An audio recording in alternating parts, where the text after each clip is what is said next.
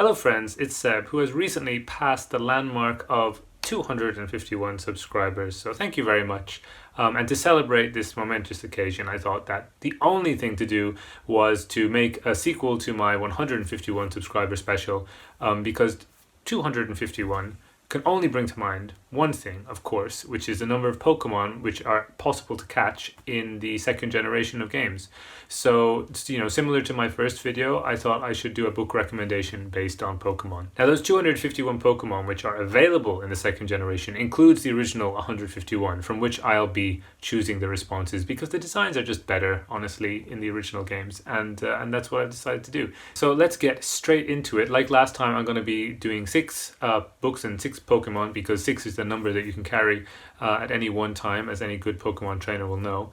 And we're going to begin with Clefairy. Clefairy was a Pokemon I really liked in the original game. It's like, I think it's a really, I was going to say infamous, but not famous, not well known Pokemon these days. Clefairy is a fairy Pokemon which you find in an area called Mount Moon, which is sort of a dark, scary cave mountain. Well, I think it's the first cave that you find in the original games. And in the original games, I just loved Clefairy so much. Clefairy is really strongly associated with the moon, both because it can, I think, only be found in Mount Moon, and also because it only evolves into its second form, Clefable, if you use a moonstone. So I thought a good book pairing for Clefairy would be Celestial Bodies by Joka Al-Harthi. That's because the original title, if you translate it literally, is Women of the Moon, I think, or Moon Women, or something like that. And the moon features prominently as a symbol or as a motif throughout the book.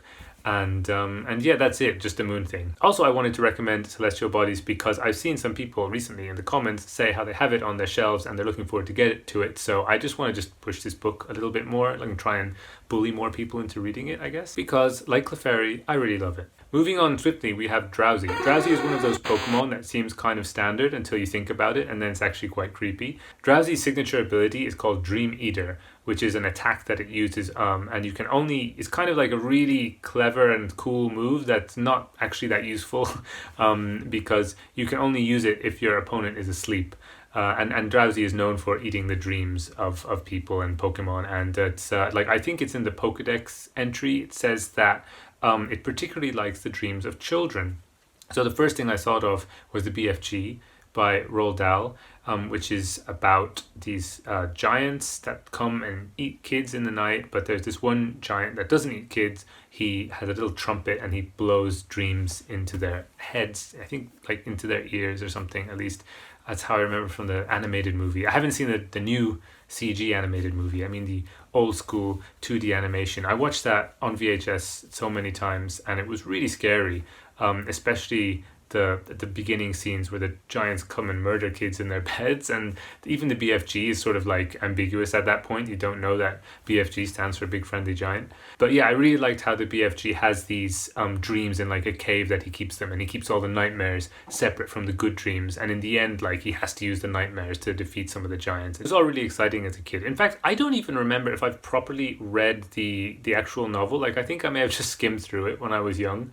But I did read a lot of his other things, and I think Roald Dahl in general sort of fits this idea of children's dreams, because a lot of his books do feel like children's dreams, and they also involve eating, like Charlie and the Chocolate Factory, James and the Giant Peach, George's Marvelous Medicine, and probably the list goes on. Possibly my favorite Roald Dahl from when I was young was The Enormous Crocodile, which obviously does involve a lot of eating as well, because I guess that's how he got to be enormous. I don't even remember the plot so much, except that he's just trying to eat children, but it was very fun, and I think in the end they throw him into the sun. Next up we have the infamous Pokemon Magikarp. Now, Magikarp is a Pokemon which can only splash around. It cannot do anything but splash. It is absolutely useless. However, it is well known that if you can train a Magikarp to a high enough level, it will evolve into its second form, which is Gyarados, this amazing huge dragon thing. So basically, you have to put in a lot of work of using this Magikarp and throwing this floppy fish down in the middle of serious battles just so that it gets some experience, and then putting it away and taking out another Pokemon. And it's very painstaking and takes loads of time, but if you put in the work, you'll be rewarded with a massive blue dragon. So for Magikarp, I'm picking The Fish Can Sing by Haldor Laxness. This is a coming-of-age novel about a boy in Iceland in the early 20th century, as the country is beginning to modernize and open up, but it's still a colony of Denmark. Obviously, there's the fish reference, but beyond that, this is a book which is really slow going. The plot goes forward at a snail's pace, but if you put in the work, you reap the rewards, and they are well worth it. It's a sort of mystical, philosophical, lyrical journey, and I spoke a lot about it in my last video, so let's move on to Abra.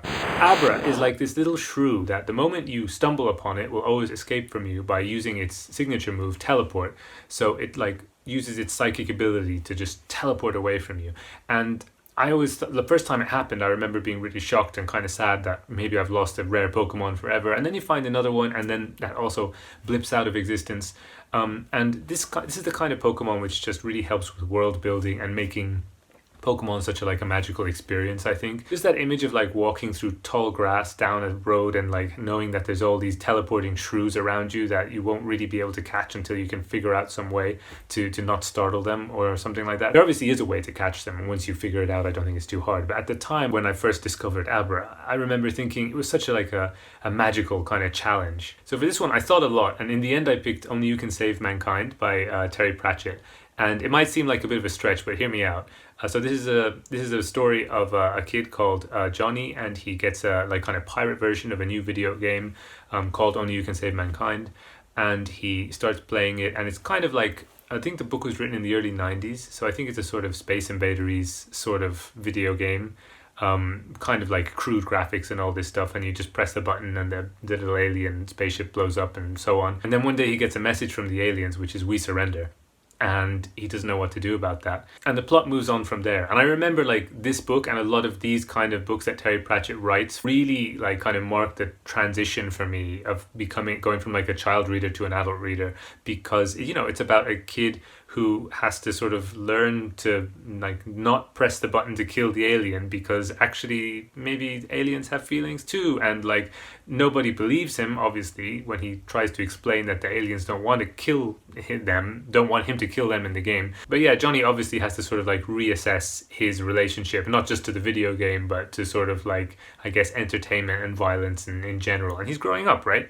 And thinking about stuff like this now for the first time. The book kind of popped into my head, I think, because I was thinking of these little shrews blipping in and out of existence, and then the little spaceships blipping in and out of existence on the screen. But beyond that, obviously Abra is sort of a pacifist Pokemon. It doesn't want to fight. It always wants to escape from you. It doesn't want to battle or anything like that, which fits the pacifist themes of Only You Can Save Mankind.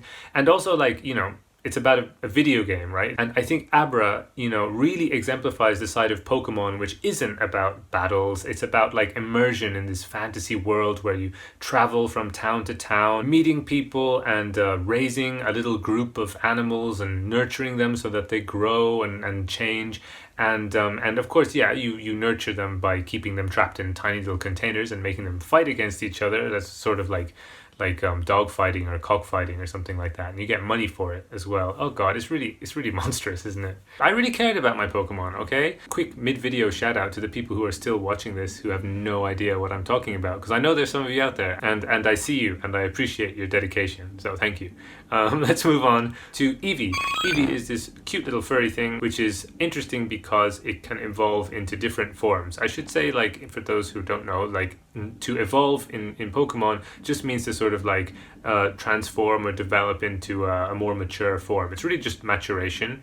But yeah, so it's nothing to do with evolution at all, but that's just the word we use. It's very misleading, and it probably messed up a lot of kids' ideas about what evolution actually is. But anyway, Eevee is interesting because if you use different magic stones, then Eevee will transform into different forms. For example, if you use a water stone, it'll transform into Vaporeon, which is up there. You can see her just peeking out over that big pile of letters and things.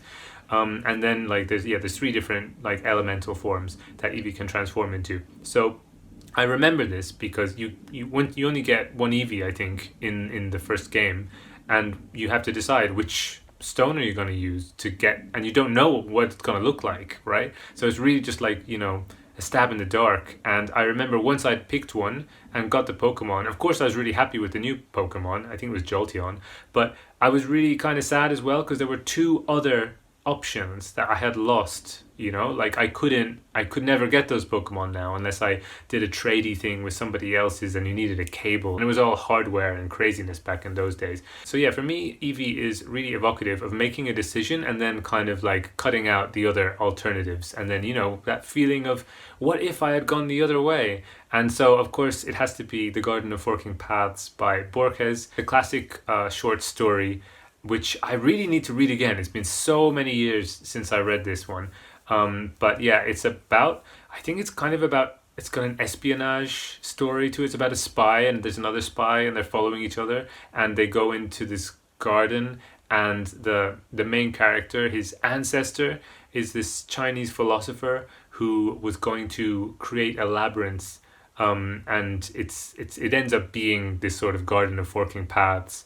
And we have to, and you find out in the story. I really need to read it again. But yeah, the central idea is this thing of like, once you've made one choice, you go in one path, you cut out the other paths. But what if you could do different paths at once? Now, what if you could know the different alternatives at one go? And apparently, like, I think this short story was actually quite influential in the way that people think of like multiverse theory and parallel universes and all this stuff nowadays. But yeah, it's pretty old, so like that's the original real deal. Another possibility for this would have been the choose your own adventure books. Like I used to read the Goosebumps ones, but there were lots of different types, I think, where, you know, like you read a bit and then at the bottom of the page it will say, do you open the door? Go to page 6. Do you run away from the door? Go to page 7. And then like you can get different endings. But of course in those ones you can always go back and find the way forward. It doesn't have that sense of loss that I got with Eevee and that we usually get in real life. And then we have Slowbro, which is the second evolved form of Slowpoke. And the thing that really stood out to me as a kid with this Pokemon was its Pokedex entry, which described it as being basically a different Pokemon called Shelder bites the tail of a Slowpoke, and then it's a Slowbro. And I was just really shocked by this, that like this could be a way to make a new Pokemon. Just like, what, the shell one bites its tail and now it's a whole new Pokemon. That's what the evolution is. That's what development is.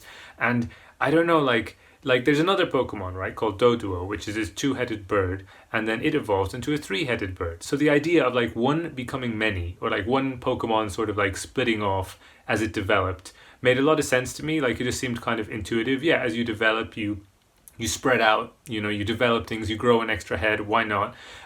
But the idea of two separate entities living their own, you know, like life paths, then coming into contact with each other, and then that's a whole new thing, that just like really blew my mind. Of course, when I was a kid, I didn't have the words to articulate why I thought this two becoming one thing as a mark of development or progress was fascinating to me. But then, you know, as I got older, I started reading philosophy and stuff, and like especially the work of Gilles Deleuze was like enlightening to me in this regard, what he has said about hybridity and stuff like that. And I wish there were like more fiction books that I could recommend, which are connected to this sort of idea of hybridity in the sense of two different things coming together to create a whole new thing which has its own like life path in a way which is like kind of like engaging and fun. The one that came to mind is Dawn by Octavia Butler, which I have to say was disappointing, but does this thing of hybridity in a way which is fascinating and which I haven't really seen in other books. It's about this woman who gets abducted by aliens,